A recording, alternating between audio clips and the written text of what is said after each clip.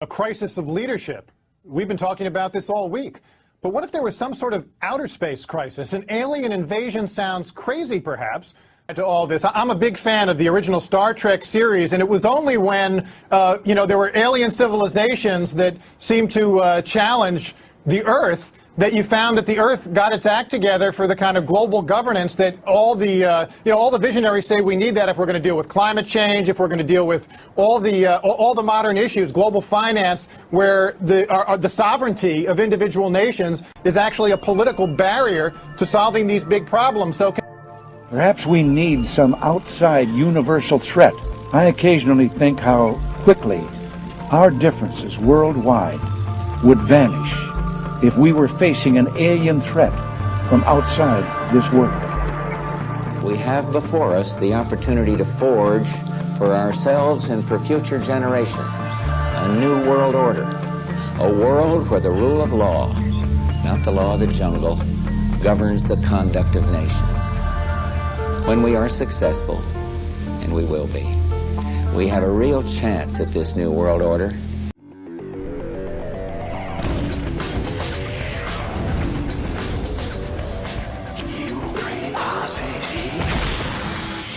Presented by Apollo 18, in theaters everywhere September 2nd. 3, 2, 1, launch, launch, launch. Ignition. Do we have the capability of attacking an extraterrestrial spacecraft in space? Certainly we can attack it. Guidance is on. That'll be a supersonic. We do have the capability of firing missiles at such a spacecraft. Time to impact, 20 seconds. The question is, what type of weapon do we launch?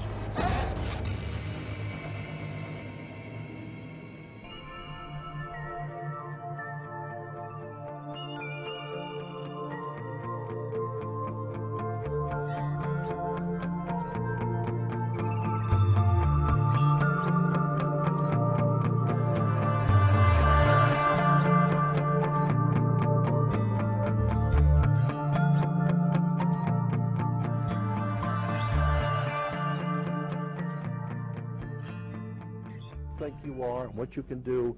You do something this government doesn't want, they'll plant dope on you, they'll find something in your hotel room, they will do something and you'll be taken off, or like usually if you're a researcher, you'll just disappear and no one will know where you are and nobody wants to talk about it.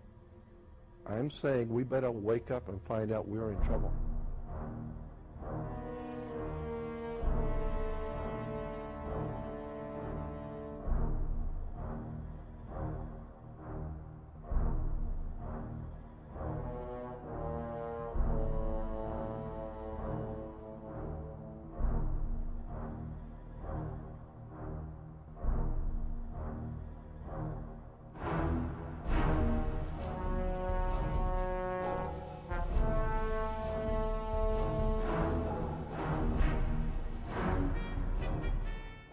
Her little pastime was calling up, supposedly filling the sky with UFOs and watching everybody's excitement.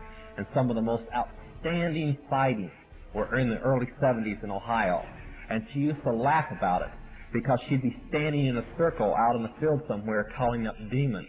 And that's all they were angels of light playing games in the sky.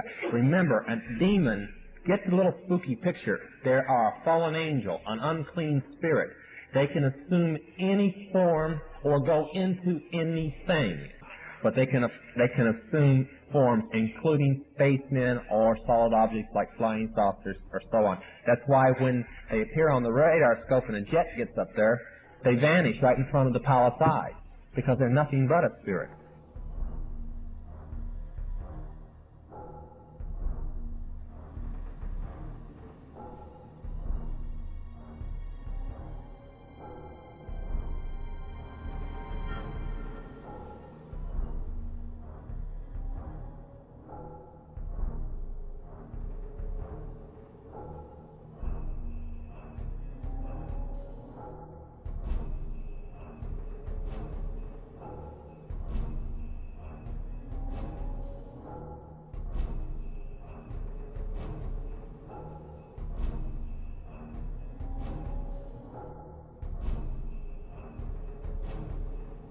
And then, of course, their plans to create a mock alien invasion.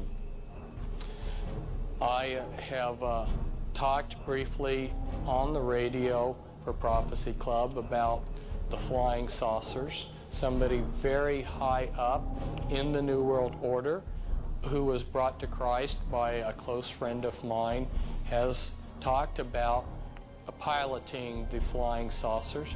Yes, the United States government has flying saucers.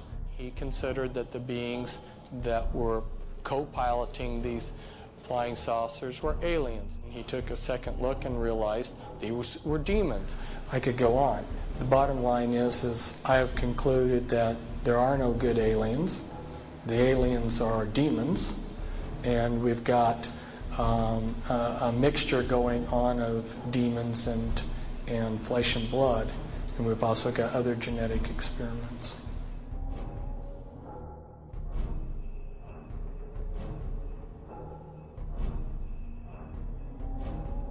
I'm just giving you a tiny sampling of how sophisticated this programming really is. Satan has really outdone himself. And they have a program for infiltrating the churches. And anyone who is a Christian minister is going to be singled out and targeted.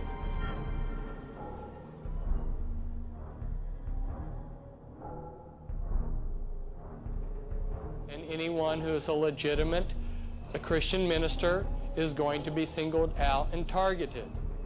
Basically, the consensus of opinion of these guys is there are two kinds of UFOs. There are top secret government craft, and there are satanic manifestations, demonic, okay?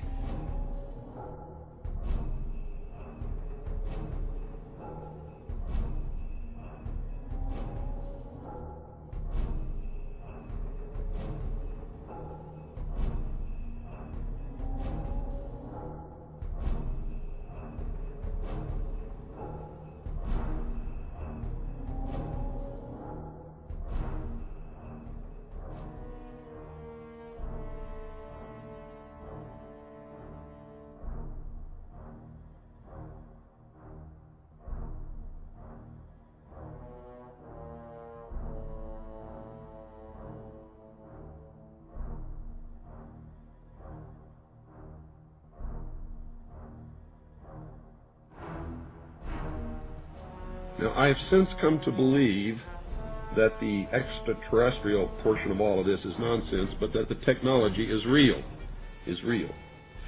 I believe that many of us were shown these documents over the years so that later we would talk about it. I mean, how can you keep the existence of extraterrestrials, if they were real, a secret?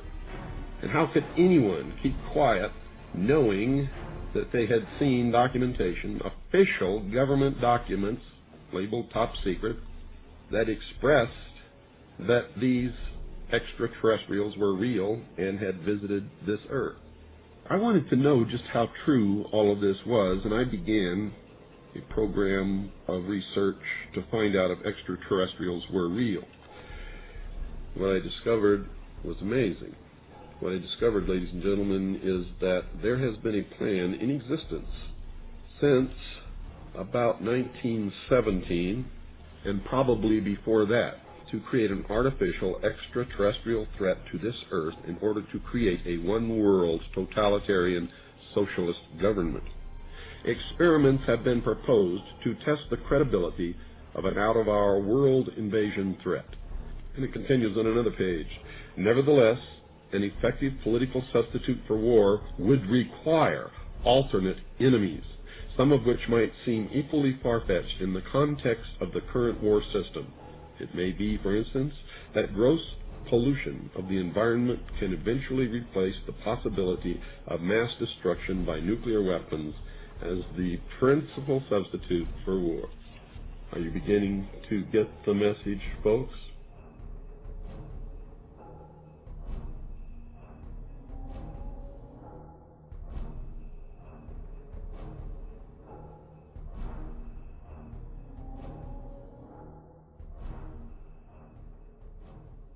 I know for a fact that the plan is to make all of us feel totally helpless, that what's happening is beyond our realm to affect because we've been taken over by aliens, that our Independence Day is dawning. So beware of that. Understand that those criminals have been keeping information and technology from us under their blanket of national security. They are 25 years ahead of us at least, technologically. Can you imagine what they've got now?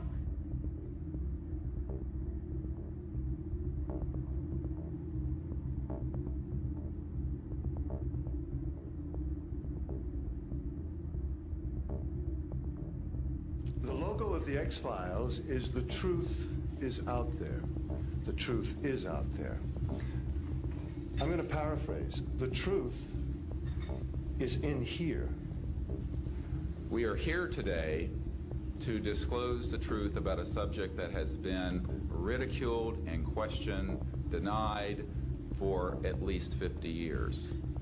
The men and women who are on this stage and the some 350 additional military intelligence witnesses to the so-called UFO matter and extraterrestrial intelligence can prove and will prove that we are not alone.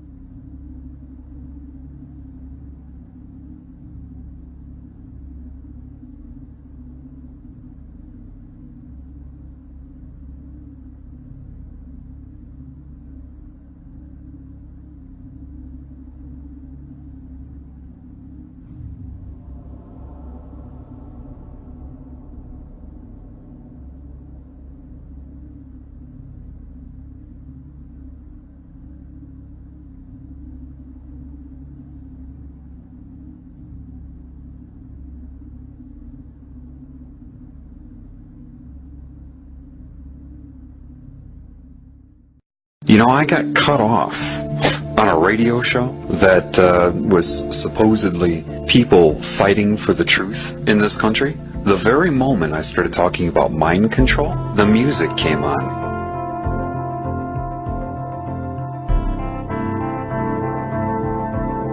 You must assess this world with truth. You must be as a child, meaning pre-programming. That's part of what entering heaven as a child means. You have to be honest with yourself about this world. You're told right off the bat you're on Earth. How do you know? Why? Because other humans tell you that? They've told you that's where you are, that this is life, the food chain is normal, biology says so. How do you know that? You're trusting everything you've been told. If your instinct, which is valid, tells you that doesn't make sense, you're right. That's what building your house in a rock means. You must know thyself.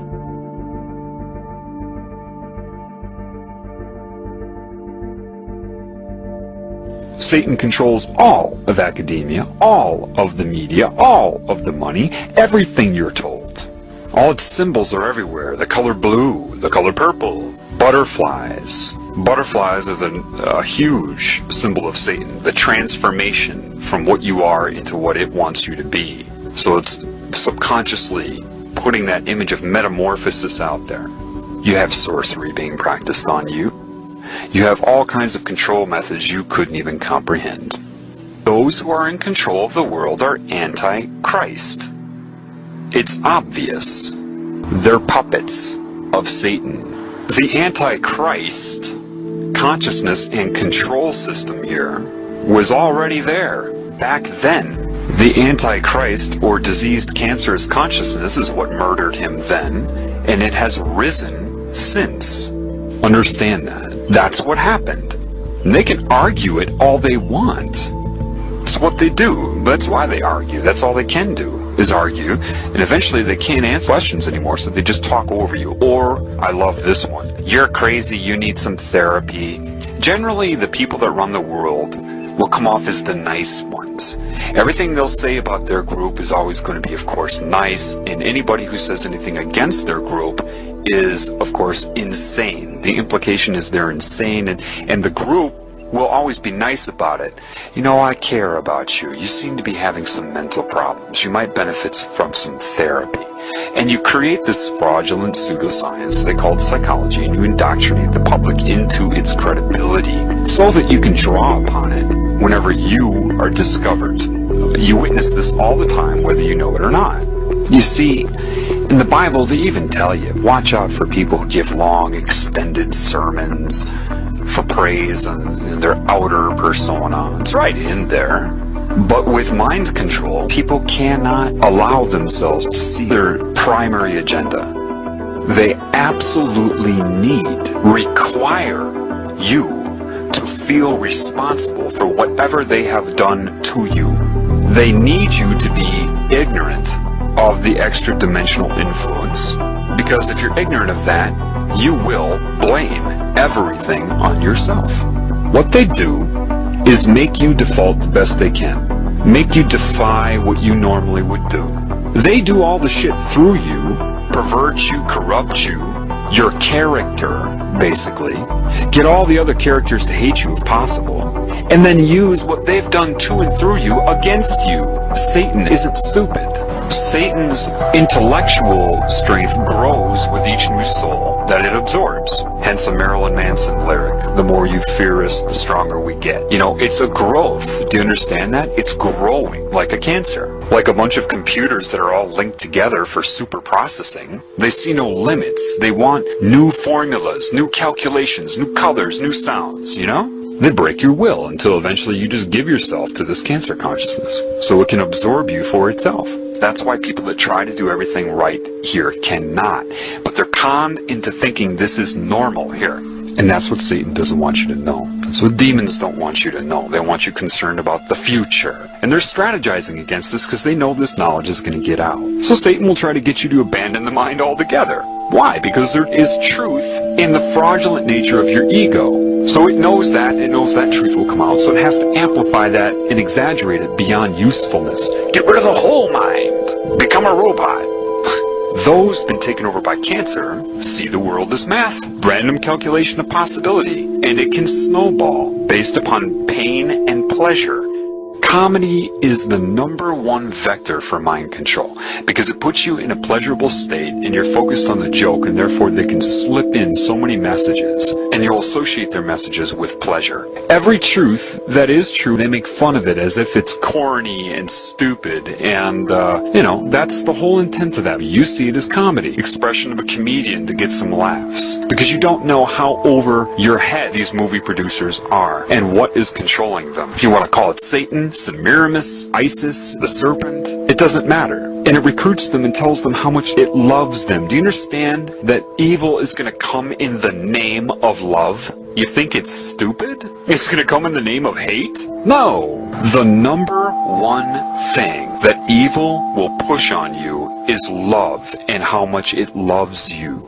Just like the guy trying to get sex in a bar, telling the girl how much he loves her and how he'll respect her in the morning. Satan plagiarizes to recruit, to entice, to seduce. It plagiarizes the Creator. Just love me. Do whatever you want, just love me, and I'll love you back. Satan coordinates this bullshit New Age movement to get people to dissociate. It's no different than getting drunk.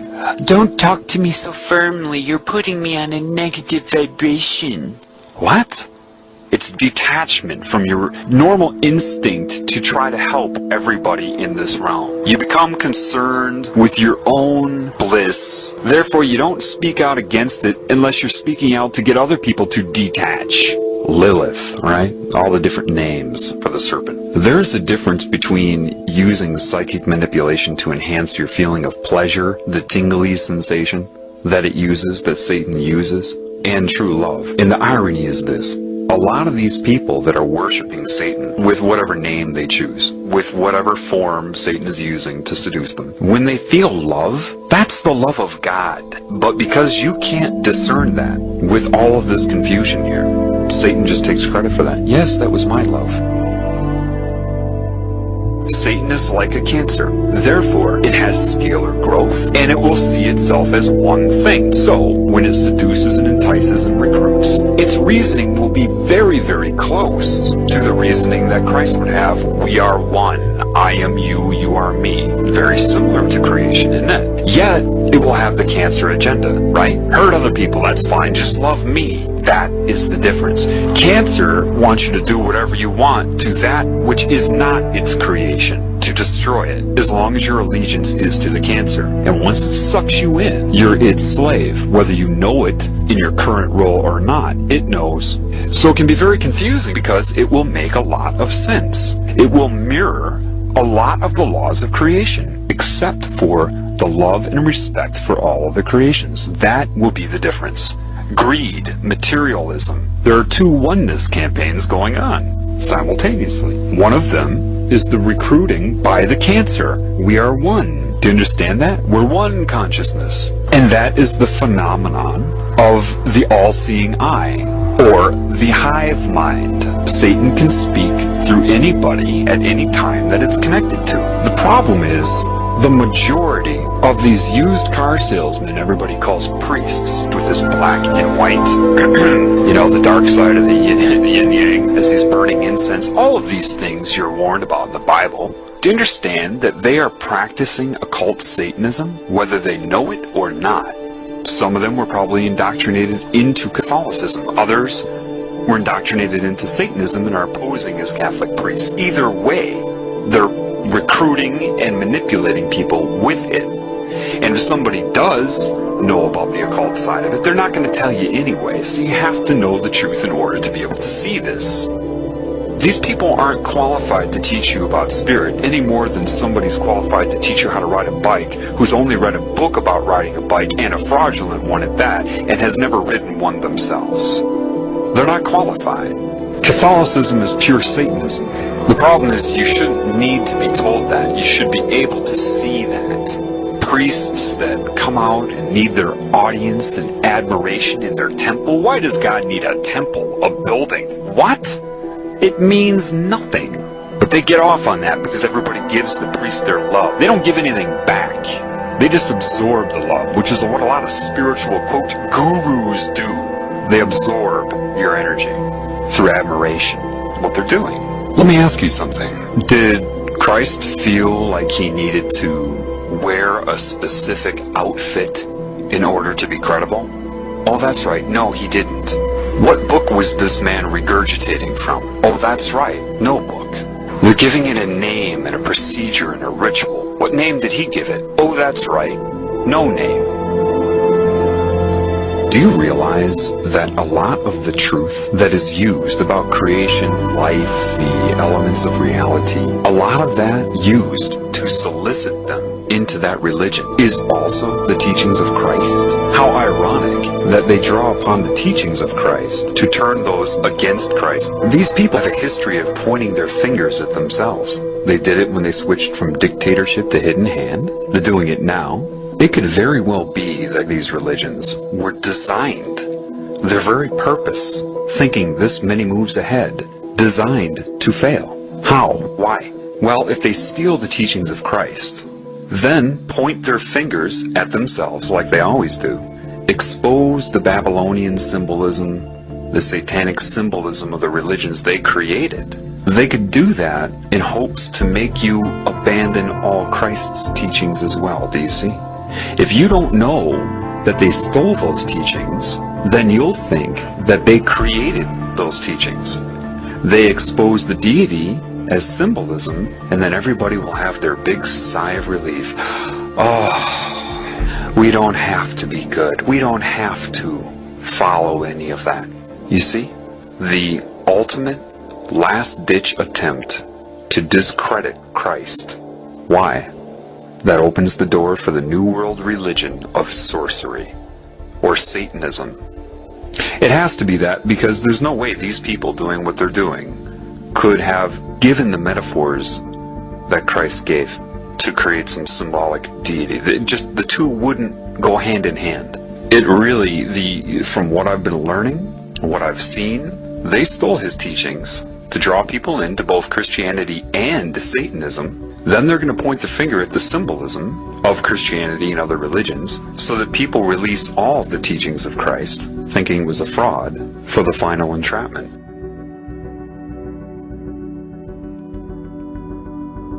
The more that I'm taught, the more that I'm learning, the more I understand what Christ was saying. I mean, from the ground up. I may say it differently, but I understand it. There are a lot of people that are like, yeah, I understand it too. That's not what I mean. I mean, I truly understand it. So, one thing I know is that somebody at some time knew what I'm learning better than I know it. And you can only know that when you know it. And how do I know this person was connected to creation? Well, from what I'm learning. Somebody knew the correct way to perceive this reality, what it was, and how to handle it, how to overcome it. I know the Illuminati didn't come up with a lot of those parables. They couldn't have, because if they could, meaning they had the understanding, the knowledge that builds the foundation reaching the conclusion in these parables, if they knew that, they wouldn't be doing what they're doing right now. Let me say that again. If these people that created religion knew and understood the meaning behind those parables, they would not be doing what they're doing right now. Therefore, I know that somebody knew outside of this control system. So, by deduction, based upon what I know, the man existed. I can only infer that they stole the teachings of this man to sell this pagan worship of Satan. Why did he keep his mouth shut when they questioned him? A, they didn't want to know the truth, and B, they weren't going to give him 2 weeks to try to lead him to the truth. Therefore, he couldn't answer the questions. He just kept his mouth shut. And he knew they were all under demonic mind control. Forgive them, they know not what they do. Why do you think you didn't know what you were doing? I sold my soul to the devil. I know it's a crappy deal. This it came with a few toys like a Happy Meal. That's how I got introduced to the music industry. I swear I wanted to be like the Amy Grant of music. Yeah. But it didn't work out, and so I sold my soul to the devil. Why do you still do it? Why are you still out here? Well, it goes back to the destiny thing. I made a tough bargain with it, holding up my end. What was your bargain? To get where I am now. Should I ask who you made the bargain with? with the chief commander. On this earth? And this earth, and then in the world we can't see. The invention of television has made it possible for us to communicate through a combination of sights and sounds. Modern means of communication have overcome the ancient barriers of time and distance, in which is visible a whole new era of communication. In one generation, voice and vision have transcended space. Science, engineering, and organization have harnessed the ratio between light and sound. Do you suffer because your storehouse of words is smaller than you'd like it to be? Well then, hey, don't touch that channel selector. Well then, kids, you don't have to... Hey, I told you not to touch the selector. This is all for you. This is all for you. This is all for you.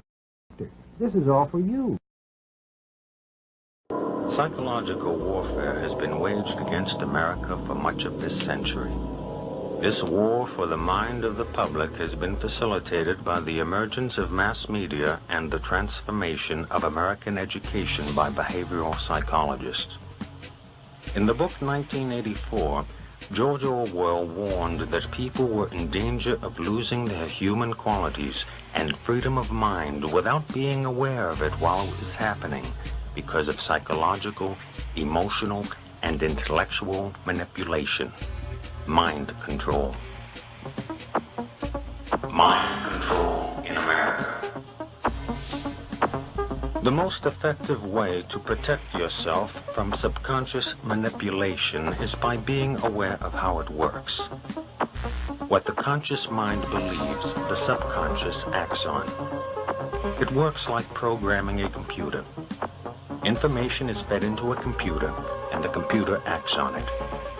However, if the information fed into the computer is wrong, it still acts on it. If a person believes something that is not true, the memory banks of the subconscious mind do not correct the error, but act on it. The theory of cognitive dissonance holds that the mind automatically and involuntarily rejects information not in line with previously accepted thoughts and beliefs.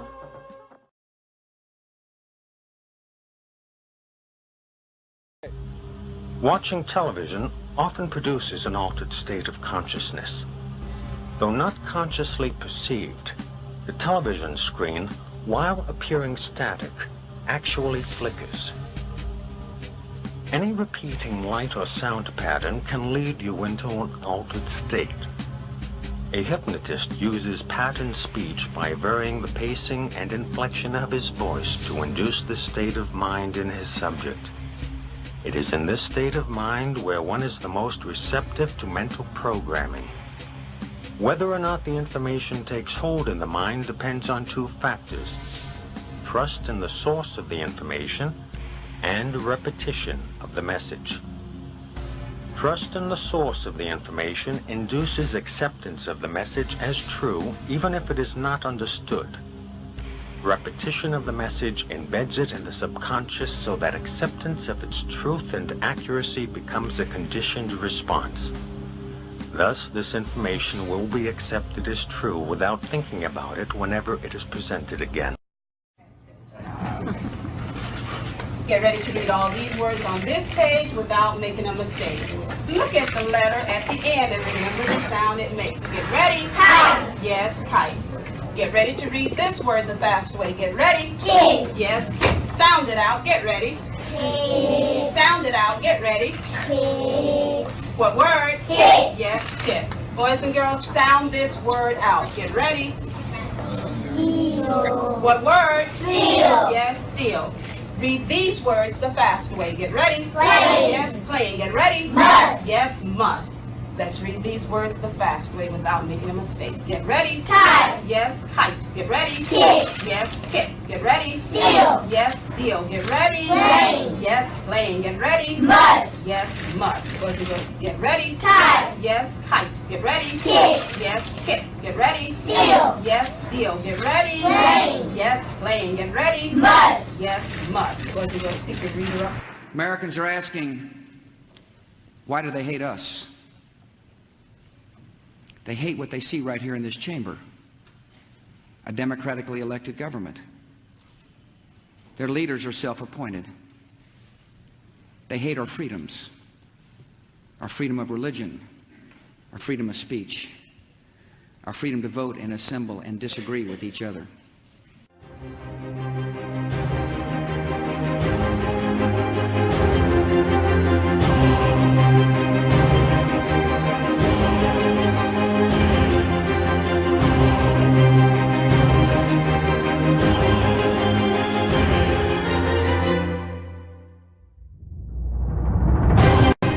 Every nation in every region now has a decision to make. Either you are with us or you are with the terrorists. Either you're with us, either you love freedom and with nations which embrace freedom, or you're with the enemy.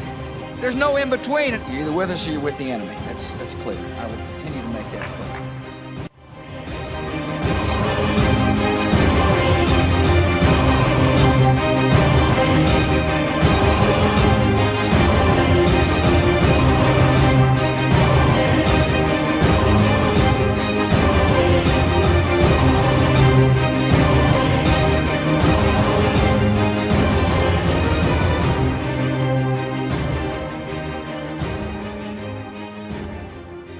We have an obligation to every last victim of this illegal aggression because all of this carnage has been done in our name. Since World War II, 90% of the casualties of war are unarmed civilians, a third of them children. Our victims have done nothing to us. From Palestine to Afghanistan to Iraq to Somalia to wherever our next target may be, their murders are not collateral damage. They are the nature of modern warfare. They don't hate us because of our freedoms. They hate us because every day we are funding and committing crimes against humanity. The so-called war on terror is a cover for our military aggression to gain control of the resources of Western Asia. This is sending the poor of this country to kill the poor of those Muslim countries. This is trading blood for oil. This is genocide, and to most of the world, we are the terrorists. In these times, remaining silent on our responsibility to the world and its future is criminal. And in light of our complicity in the supreme crimes against humanity in Iraq and Afghanistan, and ongoing violations of the UN Charter and international law, how dare any American criticize the actions of legitimate resistance to illegal occupation? Our so-called enemies in Afghanistan, Iraq, Palestine, our other colonies around the world, and our inner cities here at home are struggling against the oppressive hand of empire, demanding respect for their humanity. They are labeled insurgents or terrorists for resisting rape and pillage by the white establishment, but they are our brothers and sisters in the struggle for justice. The civilians at the other end of our weapons don't have a choice, but American soldiers have choices. And while there may have been some doubt 5 years ago, today we know the truth. Our soldiers don't sacrifice for duty, honor, country. They sacrifice for Kellogg, Brown, and Root. They don't fight for America, they fight for their lives and their buddies beside them because we put them in a war zone. They're not defending our freedoms. They're laying the foundation for 14 permanent military bases to defend the freedoms of ExxonMobil and British Petroleum. They're not establishing democracy. They're establishing the basis for an economic occupation to continue after the military occupation has ended. Iraqi society today, thanks to American help, is defined by house raids, death squads, checkpoints, detentions, curfews, blood in the streets, and constant violence. We must dare to speak out in support of the Iraqi people who resist and endure the horrific existence we brought upon them through our bloodthirsty imperial crusade. We must dare to speak out in support of those American war resistors, the real military heroes who uphold their oath to defend the Constitution of the United States against all enemies, foreign and domestic, including those terrorist cells in Washington, D.C., more commonly known as the legislative, executive, and judicial branches. Frederick Douglass said, "Those who profess to favor freedom and yet depreciate agitation are people who want crops without plowing the ground. They want rain without thunder and lightning. They want the ocean without the roar of its many waters." The struggle may be a moral one, or it may be a physical one, or it may be both, but it must be a struggle. Power concedes nothing without a demand. It never has, and it never will.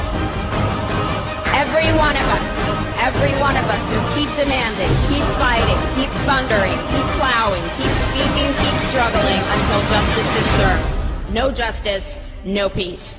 No justice.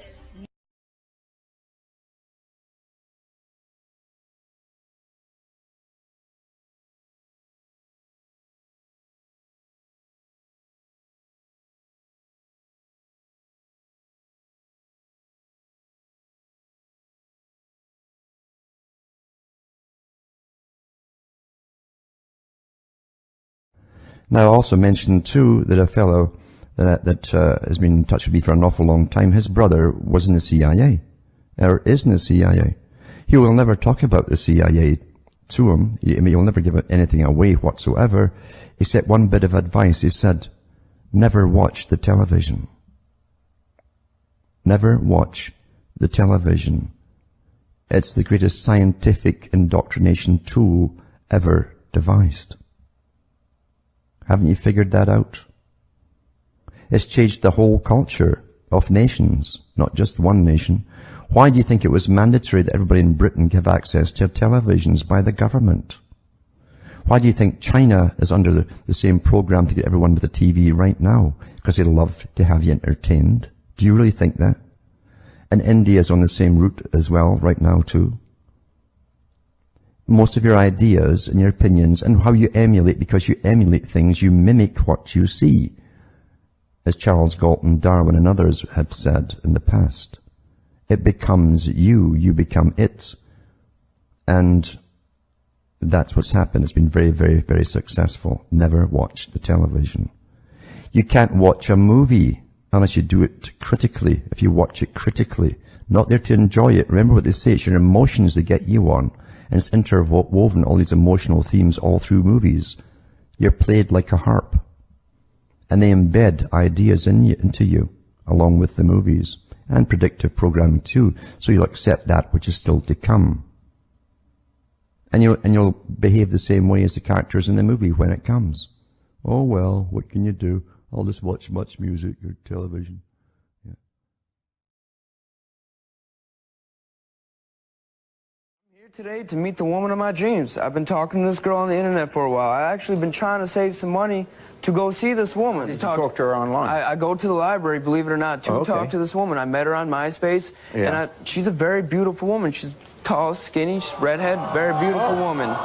Why don't we do it this way? Because you've never met her before. Never met her. Well, then I'm going to ask you to leave for a few moments, and we'll want to bring her out, let the audience meet her, and then we can both observe you two meeting, which will be nice. And let's bring him back now. Here's Brad. How you doing? So good to meet you. It's kind of nervous on national TV, I know, but like, I wanted to ask, like, maybe, like, you know, you could be my girlfriend. Well, Brad, I have to tell you, I'm a man. I'll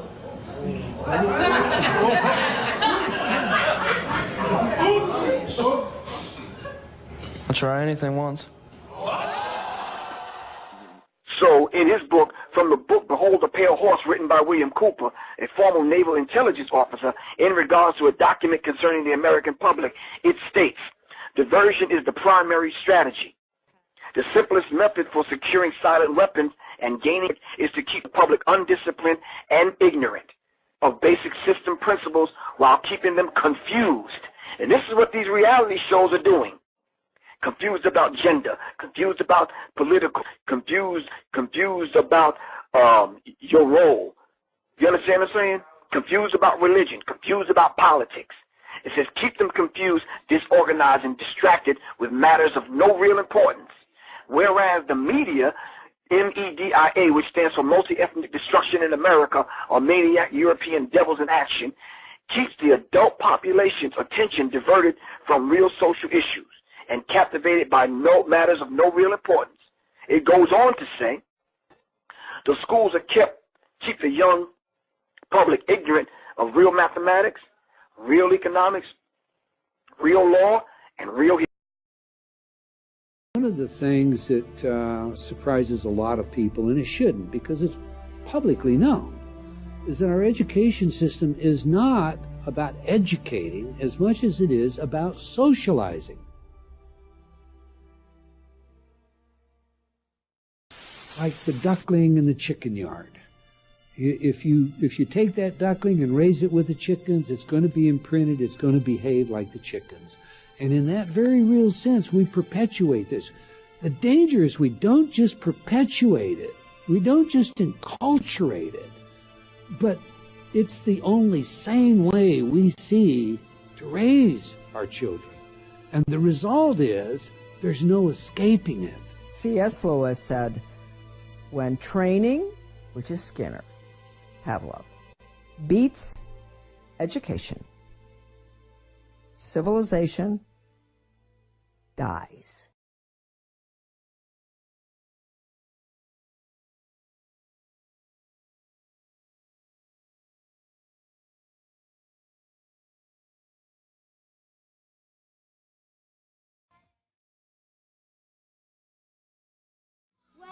He always wears really cool outfits. It's always is always signing, and that's why we were doing this, so we could be like Hannah Montana. A document put out 20 years ago by Dr. John Coleman in the book, The Story of the Committee of 300, number 6, to encourage and eventually legalize the use of drugs and make pornography an art form. My question is, does Does life imitate art, or does art imitate life? If you're going to make pornography an art form, and then make it an art form to whom? Your little babies, my little babies? How does that work? It was like a nightmare. I was down in Galveston 2 weeks ago on a vacation, and the last day I was there, a convention of cheerleaders came, but it was little kids at a competition, and there were like 10-year-olds dressed like prostitutes everywhere, and they were being rude to my daughters because they thought they were there for the competition. And I mean, it was freaking me out. In fact, we even came home a day early. I mean, people are training their daughters to be whores. Wow.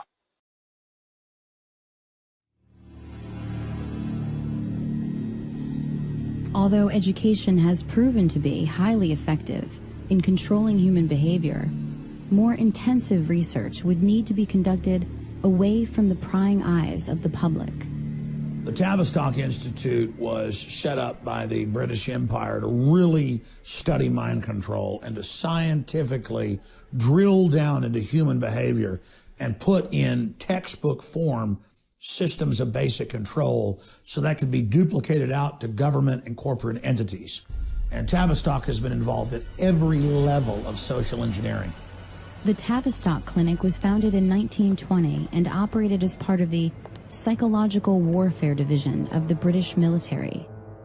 It was initially a voluntary outpatient clinic for treatment and research and was made up of general physicians, neurologists, and psychiatrists to facilitate the treatment of neurosis and shell-shocked British soldiers returning home from World War I. Going through their own publications on Amazon, you can find that some of their books cost like $18,000, $20,000. And what that tells me is they don't want the average person to be anywhere near getting their hands on this book, because what it gives you inside those books is the teacher's edition, to use an abstraction, as opposed to the students sitting around the class not knowing what the answers to the questions are. There's a group of people who are being given the answers to all the questions about how we act, react, and how we've been understimulated with curiosity in order to make us more subordinative. Entertainment is kept below the 6th grade level. When you start hearing songs like Laffy Taffy, and these kind of songs would hit your lower chakras and vibrate that negative energy, activating your pituitary gland, releasing those hormones. Now you got grown-ass men making songs for 12 and 13-year-olds. Teach, brother. I.e. Jay-Z. You understand what I'm saying? So the public is kept busy working, and the result is no time to think. And that's exactly what they produced. And they wrote about it inside of a book called the Tavistock Institute of Human Relations, Shaping the Moral, Spiritual, Cultural, Political, and Economic Decline of the United States by John Coleman. Now, John Coleman is the gentleman that wrote the Committee 300. And the Committee 300 is that organ that decide what the trends are going to be in the black community. So when you start seeing people wearing mohawks and tight pants and wearing 2 earrings and acting like women, that was manufactured and put among us. Teach, brother. Teach, brother. You understand what I'm saying? So we have to understand that. How they did it, they said they devised a system. And the aim of the 12 atonal system that they devised jointly by British intelligence operatives from Tavistock University or Tavistock Institute in England. They put these 12 tones among us, all right, and created this thing, punk rock and this other uncontrollable music. Look up Operation Paperclip and it'll tell you all about it. But Adorno was a system of music that could program the mass music culture capable of eroding the morals of its listeners until they decline to a point where they will totally be degraded by it. And that's what's going on today. The music is bringing us down to an animalistic level, to the point where we don't even care about the art form. We just want a paycheck. Yes, sir. So now it's cool for a Jim Jones to come out talking about nah, nah, nah, nah, nah, and grown folks go for it. You understand what I'm saying? It's cool for these cats to come out with songs talking about I'm stupid, you stupid, we stupid. Why does that appeal to grown men and grown women? Well, that's the thing.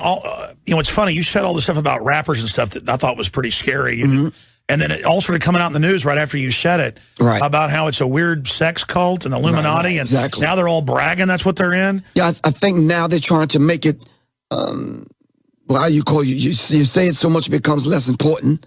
They're acclimating. They're just throwing it out there. It's a fad. Everybody needs to do this. Yeah, right. No. It's still dangerous, and people are still losing their lives and losing their minds and ultimately losing their souls. I don't know why they're into this. Reportedly, Lady Gaga, it's been confirmed by multiple friends and managers. Someone has to sleep in the room with her, and she's tortured by demons. Right. And thinks she's followed around by ghosts. Well, yeah, you're telling little girls to worship the devil. Bad stuff's going to happen to you. Exactly. So they're admitting these things. These things are out there. People are just not taking it serious. This is actual demon possession.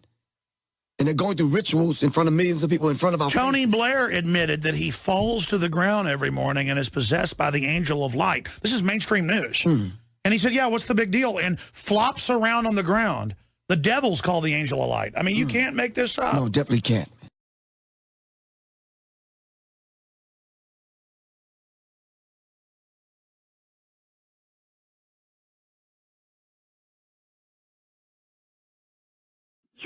Joe Bacan put out a DVD called The Corporation. He said children, as tomorrow's consumers, represent a huge market today and therefore fair game. You understand what I'm saying? So they are attacking the children using tones and frequencies.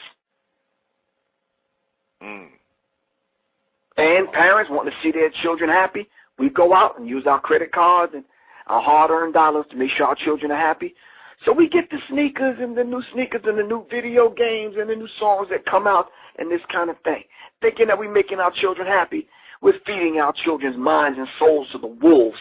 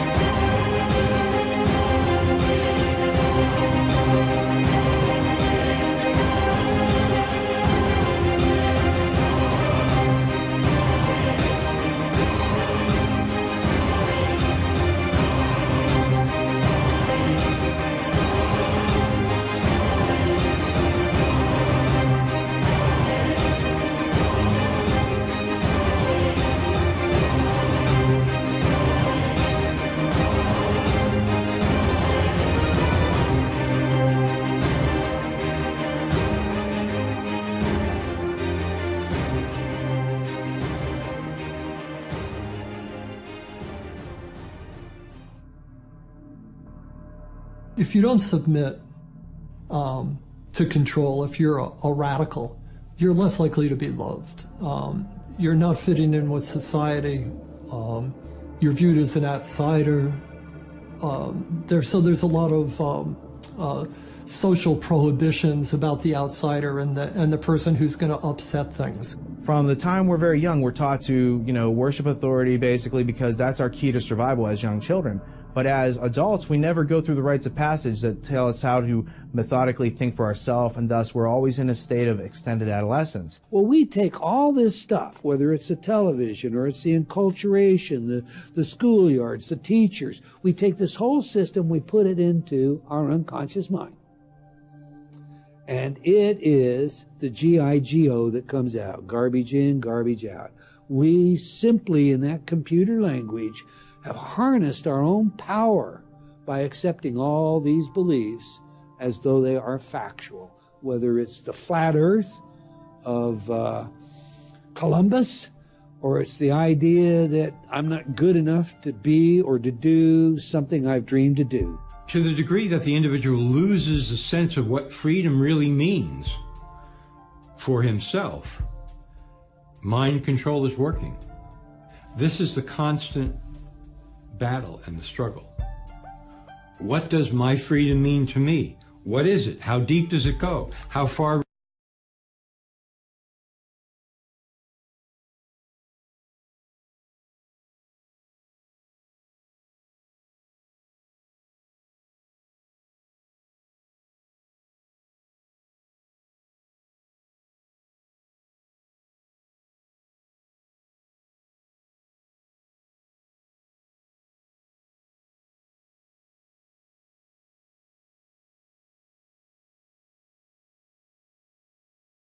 I sit on a council of 13 people that take orders only from the Rothschild Tribunal in London, which they claim they take their orders directly from Lucifer. I was the manager of Zodiac Productions, which Zodiac Productions, its name's been changed since then. I'm not even sure what they call it now, but it's the largest music conglomerate in the world. It owns RCA Records, Columbia Records, Motown Records, owns almost all the concert booking agencies in the United States. And that's not even the name of the company that owns it. The name of the company that owns it is Brenner Enterprises, and Brenner Enterprises is owned by Chase Manhattan. Chase Manhattan's owned by Standard Oil, and Standard Oil is owned by the Lords of London. You can track it on back. You kind of get the idea after a while. But I was the managing president of Zodiac Productions. It's one of my jobs as being one of these 13 people. Thus, I got to know many of the people who produce music and sing the music and play the music that you play. Now, one of the closest friends that I got during that time that I obtained was a man named David Crosby. Crosby, Still, Nash & Young. I saw David the day before Christmas last year, talked with him. I got him away from this witch that he had with him. He told her to go shopping. We were in West Hollywood, and I was witnessing around to people I knew. We went off in this store, and we started talking. I said, David, I'd like to ask you a couple questions. I said, I already know the answers, but I've been gone for 5 years. I'd like to know if certain things are still the way they were when I left. I said, now I'll have to explain some of this when I'm done, because you're not going to understand it all unless you know something about music. I said, do they still take the master to the temple room? Dave said, yeah. I said, do they still have the coven conjure demons into the master? He said, of course. I said, now, I got to know something. What's the main reason for rock music?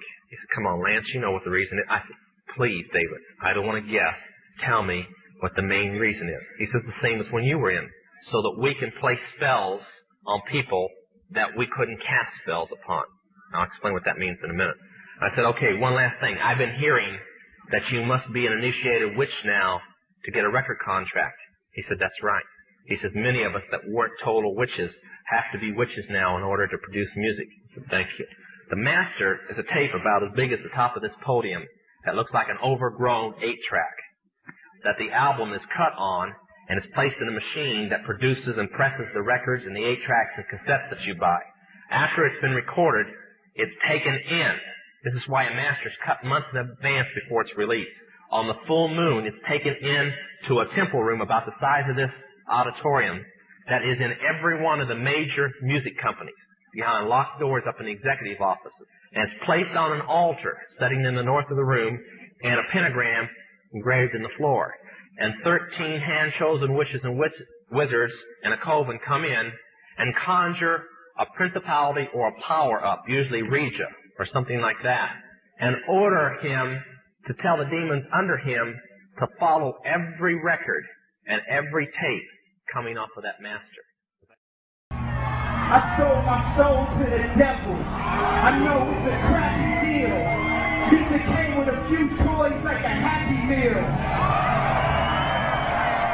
You know, what was going on in my life at 15, and that's how I got introduced to the music industry. I swear I wanted to be like the Amy Grant of music. Yeah. But it didn't work out, and so I sold my soul to the devil. How I came about being a lyricist is weird, because I started out technically, like I used to write all the time, you know, before I started going into the Rain Man thing, you know. Why do you still do it? Why are you still out here? Well, it goes back to the destiny thing. I mean, I made a bargain with it, you know, a long time ago, and I'm holding up my end. What was your bargain? To get where I am now. Should I ask who you made the bargain with? with you know, with the chief commander. On this earth? And on this earth, and then in a world we can't see. Yeah, well, sometimes they don't want to, and they're, you know, Gaga, we can't get, you know, the frequency's weird, and, you know, it's sounding a little bit strange, and I'm like, if you don't get this right now, I swear to Lucifer, I'm gonna, you know, I get a little bit mad, and I'm like, if you don't get this right now, I swear to Lucifer, I'm gonna. What has this done to your career? What has it done to my career? What has it done to your career? In what way? How has it impacted, you know, my touring, record album's sales? #1 all over the world. All over the world. America's the only one, because I don't want to say too much. But it's not #1 in the United States. It's conspiracy, yeah. I don't want to say too much. I'm done. I don't want to say much because I'm hurting. I'm really hurting. I had to ask some friends because I was hearing a lot about her, and so they told me, you know, who she was and what she was doing. And I come from the school of thought there's just some things that the public just shouldn't know. You know what I'm saying? Like things that happen between two people, a wife and a husband, girl.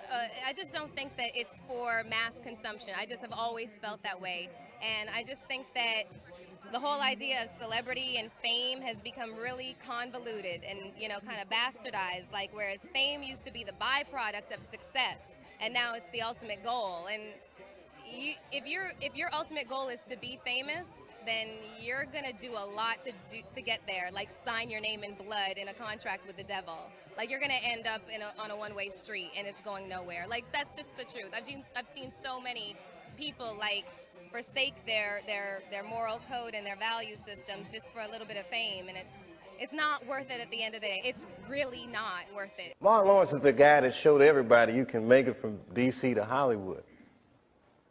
And I had a personal stake in his success. Every time he did something, it made me feel inspired and really good. And he was always real nice to me. He'd sit me down, what's going on with you, baby boy? What?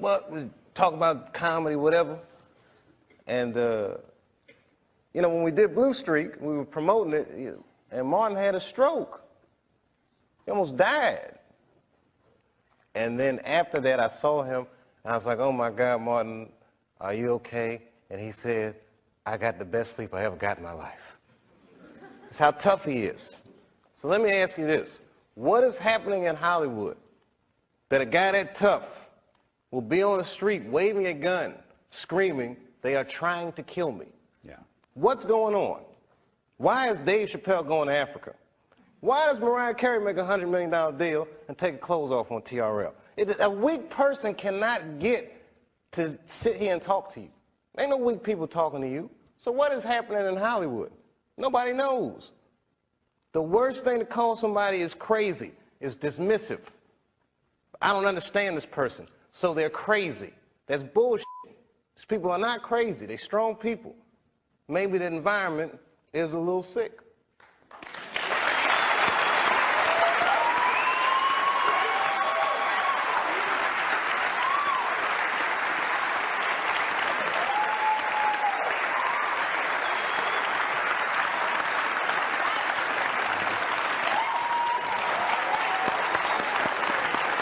some of us are against the Illuminati, and we are against the Illuminati at our own detriment.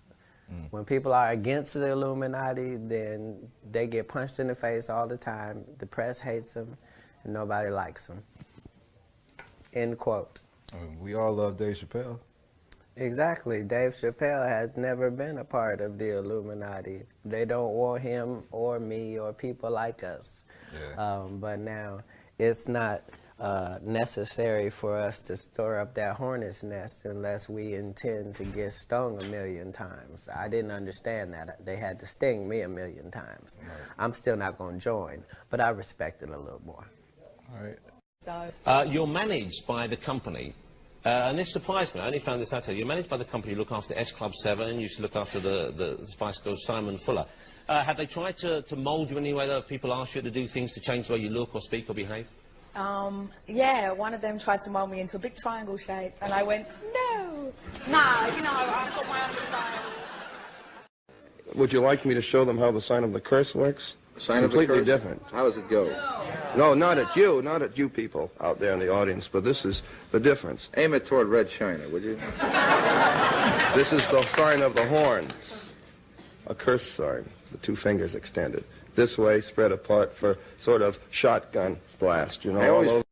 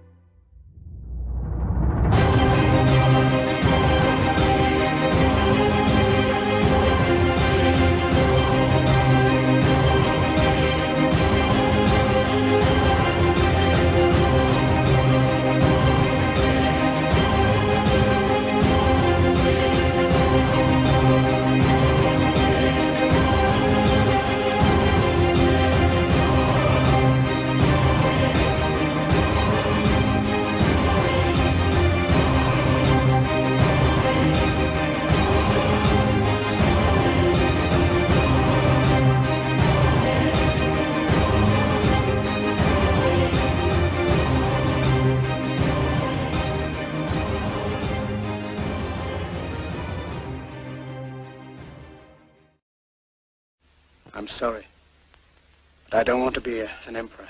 That's not my business. I don't want to rule or conquer anyone. I should like to help everyone if possible. Jew, Gentile, black man, white. We all want to help one another. Human beings are like that. We want to live by each other's happiness, not by each other's misery. We don't want to hate and despise one another. In this world, there's room for everyone, and the good earth is rich and can provide for everyone. The way of life can be free and beautiful, but we have lost the way. Greed has poisoned men's souls, has barricaded the world with hate, has goose-stepped us into misery and bloodshed. We have developed speed, but we have shut ourselves in. Machinery that gives abundance has left us in want. Our knowledge has made us cynical, our cleverness hard and unkind. We think too much and feel too little. More than machinery, we need humanity. More than cleverness, we need kindness and gentleness. Without these qualities, life will be violent, and all will be lost. The aeroplane and the radio have brought us closer together. The very nature of these inventions cries out for the goodness in men, cries out for universal brotherhood, for the unity of us all. Even now, my voice is reaching millions throughout the world, millions of despairing men, women, and little children, victims of a system that makes men torture and imprison innocent people. To those who can hear me, I say, do not despair. The misery that is now upon us is but the passing of greed, the bitterness of men who fear the way of human progress. The hate of men will pass, and dictators die, and the power they took from the people will return to the people. And so long as men die, liberty will never perish. Soldiers, don't give yourselves to brutes, men who despise you, enslave you, who regiment your lives. tell you what to do, what to think, and what to feel, who drill you, diet you, treat you like cattle, use you as cannon fodder. Don't give yourselves to these unnatural men, machine men with machine minds and machine hearts. You are not machines, you are not cattle, you are men. You have the love of humanity in your hearts. You don't hate, only the unloved hate, the unloved and the unnatural. Soldiers, don't fight for slavery, fight for liberty. In the 17th chapter of St. Luke it is written, the kingdom of God is within man, not one man nor a group of men, but in all men, in you. You, the people, have the power to create machines, the power to create happiness. You, the people, have the power to make this life free and beautiful, to make this life a wonderful adventure. Then in the name of democracy, let us use that power. Let us all unite. Let us fight for a new world, a decent world, that will give men a chance to work, that will give youth a future and old age a security. By the promise of these things, brutes have risen to power, but they lie. They do not fulfill that promise. They never will. Dictators free themselves, but they enslave the people. Now let us fight to fulfill that promise. Let us fight to free the world, to do away with national barriers, to do away with greed, with hate and intolerance. Let us fight for a world of reason, a world where science and progress will lead to all men's happiness. Soldiers, in the name of democracy, let us all unite!